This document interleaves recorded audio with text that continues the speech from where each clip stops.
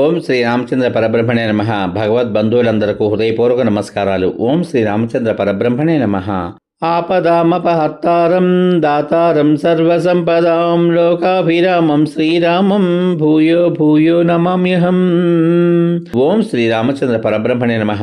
శ్రీ వాల్మీకి రామాయణము 5వ కాండ అయిన సుందరకాండ యందలి 56వ సర్గ యందలి గల 34 శ్లోకముల యొక్క వచన భావసారాన్ని హనుమంతుడు మరల సీతా దర్శనం చేసి లంక నుండి బయలుదేరి సముద్రమును లంఘించుట అనే కథగా విందాం. హనుమంతుడు సింసుప వృక్ష సమీపమునందున్న జానకిని చూసి నమస్కరించి, నీవు దైవ వశం చేత ఏ అపాయము లేకుండా ఉండగా చూడగలిగాను అని పలికాడు. సీత తిరిగి వెళ్లడానికి బయలుదేరిన ఆ హనుమంతుని వైపు మాటికి మాటికి చూస్తూ భర్తపై స్నేహం నిండిన వాక్యాన్ని పలికింది. శత్రు వీరులను సంహరించే ఓ హనుమంతుడా, ఈ కార్యాన్ని సాధించడానికి నీ ఒక్కడివే చాలు అనడంలో సందేహం లేదు. నీ బలాతిశయం ప్రశంసింపదగినది. అయినను శత్రు సేనలను సంహరించే రాముడు లంకను శరములచే వ్యాకులమగునట్లు చేసి నన్ను తీసుకుని వెళ్ళుట మాత్రమే అతనికి తగి ఉంటుంది. అందువలన నీవు యుద్ధంలో సూర్యుడైన ఆ మహాత్ముని పరాక్రమమునకు ఏం చేస్తే తగి ఉంటుందో అదే విధంగా చేయి. సీత పలికిన మంచి అర్థము గల తగిన కారణాలతో కూడిన ఆ మాటలు విని హనుమంతుడు, దేవి, రాముడు వానర భల్లూక నాయకులతో కూడి శీఘ్రంగా వచ్చి యుద్ధంలో శత్రువులను జయించి నీ శోకాన్ని తొలగించగలడు అని ప్రత్యుత్తరమిచ్చాడు. హనుమంతుడు సీతతో ఈ విధంగా పలికి తిరిగి వెళ్ళడానికి నిశ్చయించుకుని సీతకు అభివాదం చేశాడు. పిమ్మట అతడు ప్రభువుని చూడడానికి ఆసక్తితో మంగళప్రదమైన పర్వత శ్రేష్ఠాన్ని ఎక్కాడు. ఆ పర్వతమునందు అంతటా నల్లని వనముల పంక్తులు ఉన్నాయి. ఆ వనములలో ఎర్రని మచ్చలున్న ఎత్తైన ఏనుగులు ఉన్నాయి. శిఖరముల మధ్య మేఘాలు వ్రేలాడుచుండడం చేత ఆ పర్వతం ఉత్తరీయము ధరించినట్లు ఉంది. దాని మీద ఉన్న గైరికాది ధాతువులు అక్కడకక్కడ పైకి స్పష్టంగా కనబడుతున్నాయి. అందుచే ఆ పర్వతం మంగళకరములైన సూర్యకిరణములు ప్రేమపూర్వకంగా మేల్కొల్పగా, అనగా ధాతువులను మేల్కొల్పగా కళ్ళు తెరిచి చూస్తున్నట్లుగా ఉన్నాయి.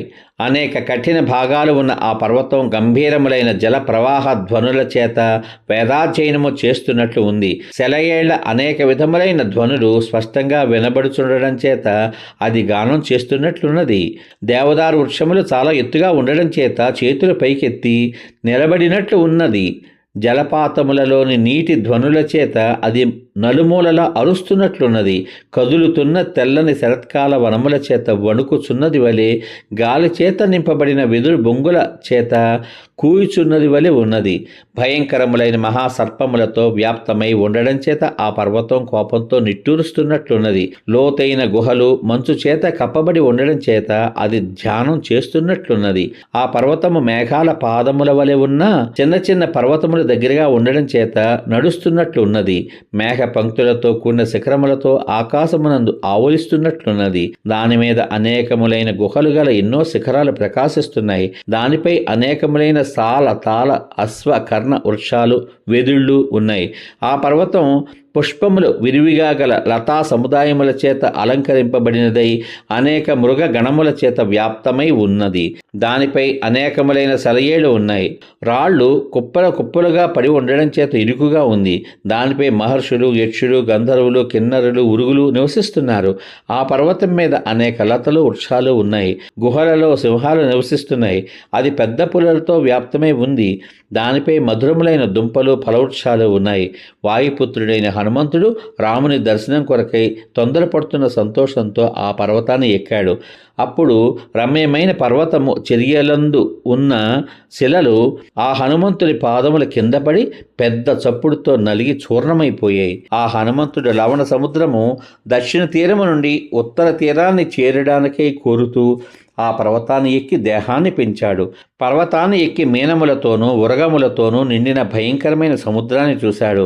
వాయునందనుడైన ఆ హనుమంతుడు దక్షిణ దిక్కు నుండి ఉత్తర దిక్కుకు పోవడానికై వాయువు వలె ఆకాశమును పొందాడు, అంటే ఆకాశంలోకి ఎగిరాడు.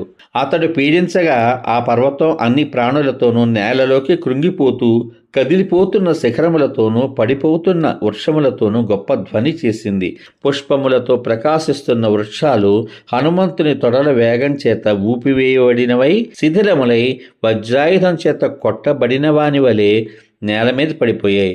గుహలలో ఉన్న గొప్ప పరాక్రమము గల సింహాలు పీడింపబడి భయంకరంగా గర్జించగా ఆ ధ్వని ఆకాశమును భేదిస్తూ వినబడింది. విద్యాధర స్త్రీలు భయం చేత వస్త్రములు వ్యత్యస్తములు కాగా వ్యాకులమైన అలంకారంతో వెంటనే ఆ పర్వతం నుండి పైకి ఎగిరిపోయారు. పెద్ద ప్రమాణము, గొప్ప బలము, ప్రకాశిస్తున్న నాలికలు గల పెద్ద సర్పాలు శిరస్సులు కంఠాలు తెగిపోవడం చేత కొట్టుకున్నాయి. కిన్నర ఉరగ గంధర్వ యక్ష విద్యాధరులు పీడింపబడుతున్న ఆ పర్వతాన్ని విడిచి ఆకాశాన్ని ఆశ్రయించారు. బలవంతుడైన హనుమంతునిచే పీడింపబడినదై శోభాయుక్తము వృక్షములు ఉన్న శిఖరములతో చాలా ఉన్నతము అయిన ఆ పర్వతం పాతాళంలో ప్రవేశించింది. 10 యోజనముల వైశాల్యము 30 యోజనముల ఎత్తు గల ఆ పర్వతం నేలలో దిగిపోయి నేలతో సమానమైపోయింది. తరంగములు వేగంగా తాకుతున్న తీర ప్రాంతం గల ఆ భయంకరమైన లవణ సముద్రాన్ని అనాయాసంగా దాటవలెను అనే కోరికతో హనుమంతుడు ఆకాశంపైకి ఎగిరాడు. సమాప్తం.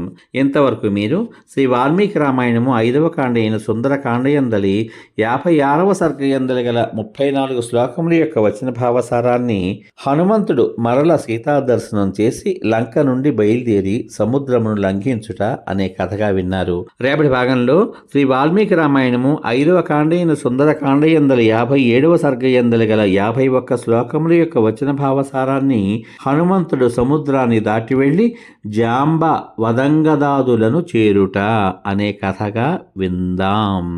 ఓం శ్రీ రామచంద్ర పరబ్రహ్మణే నమః. శ్రీరామ రామ రామేతి రమే రామే మనోరమే సహస్రనామ తత్తుల్యం రామనామ వరాననే. ఓం శ్రీ రామచంద్ర పరబ్రహ్మణే నమః. సర్వే జనా సుఖినో భవంతు. శుభమస్తు. స్వస్తి.